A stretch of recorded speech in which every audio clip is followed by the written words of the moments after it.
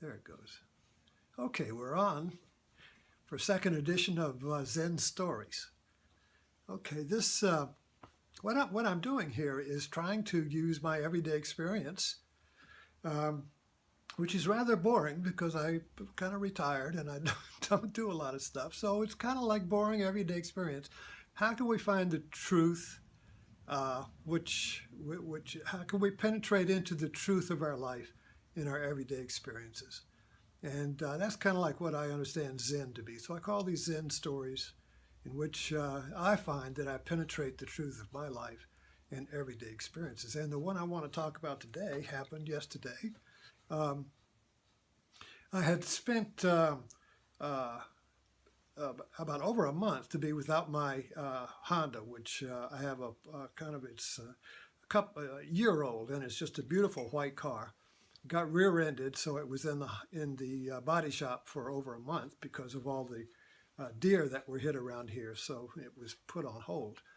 And so I finally got it back, and yesterday, day before yesterday, we went to Richmond, where we had the experience with the Japanese restaurant and the hot mass, as you recall. And when I went out to the car yesterday, I noticed that there was a lot of mud or dirt on the side of the car, and it was beautiful when it came out of the body shop. But the rear end was like it had been spray painted with a sand paint. I mean, I couldn't even scratch it with my finger. It was just like the whole back of the car was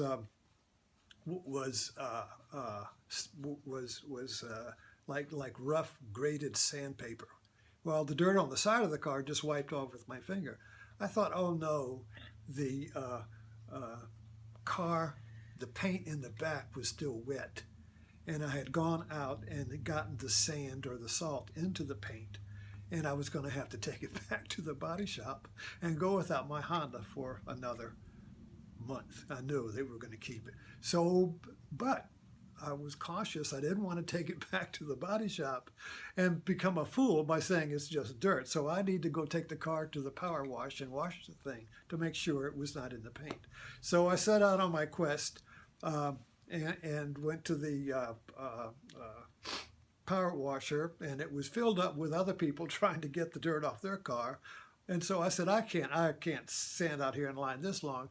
So there was another power washer across town. So I went there, and it was empty.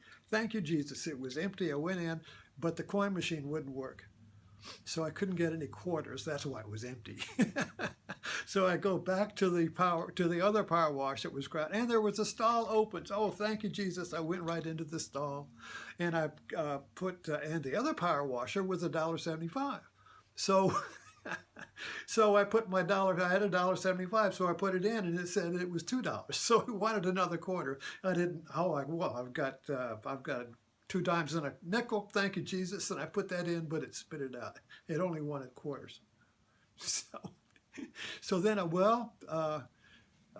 would go put $1, but I didn't have any more dollars. I had a $10 bill, and the machine was taking larger bills, so I said, thank you, Jesus, I can put my $10 in there. And then some guy came running out down the next door booth, started cussing. He said, the machine just ate my $5 bill. So I thought, well, I can't risk putting my $10. I can't risk it that. So I said, all right, I give up on this quest. So I went back to home, and I got a bucket of water and a sponge, and I wiped the back of the car, and it just came off like there was just nothing there. There was my original paint job. And I said, thank you, Jesus. But I really don't say that, but it's just a little phrase that that kind of like reminds me of a Zen story where a Zen master got a horse, a stray horse came into his yard, and everyone in the town said, oh, thank you, Jesus, you've got a new horse. And the master says, oh, so. And so the son wanted to train the horse, and everybody said, oh, how great, your son can train the horse. And the master said, ah, so, which means like, no big deal. And so then the son fell off the horse and broke his leg. Oh no, your son fell off. How bad, you know? So. And then the army came by to recruit soldiers for a war, and they wouldn't take his son because he broke his leg. And everybody said, oh, how great, you know, they didn't take your son. And the master said, so. And so it goes like that anyway. I don't know if that's pertinent or not. But the point is, I think that what the story told me is that there is always some, you know, that our assumptions are like a spray of mud on reality, and we stop short of getting to the original finish. And these assumptions come from our habitual conditioning or our habit of mind. And I was very much witness to my habit of mind in this situation, because I stopped short of actually getting out the bucket of water and washing the car without having to go through the whole foolish exercise of trying to get a power wash and coming back to the original place where I was and doing what I should have done at the beginning. So why did I do that whole quest, you know? And these little mundane experiences will usually throw you back where you started, as if for the first time. And then you can look at your whole little drama with laughter.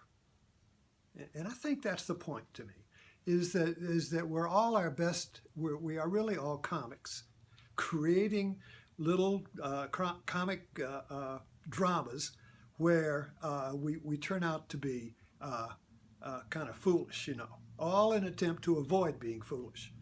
So, and I think when we can see that and laugh at it, we really become God's fool.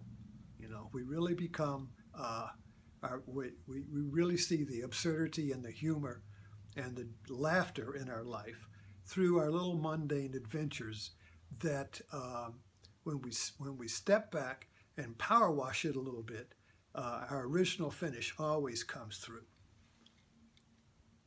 Thank you.